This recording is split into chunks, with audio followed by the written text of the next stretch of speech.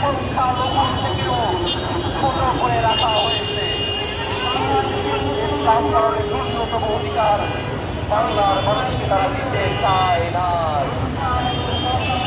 আমরা স্পষ্ট করে বলি, এই বাংলাদেশে ধর্মকরণের কারণে কোন মানুষের প্রতি আর কোন জুলুম আমরা হতে দেব না।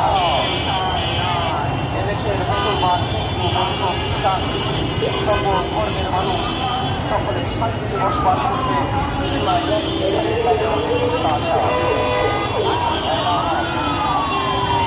বাংলাদেশের মানুষের উপরে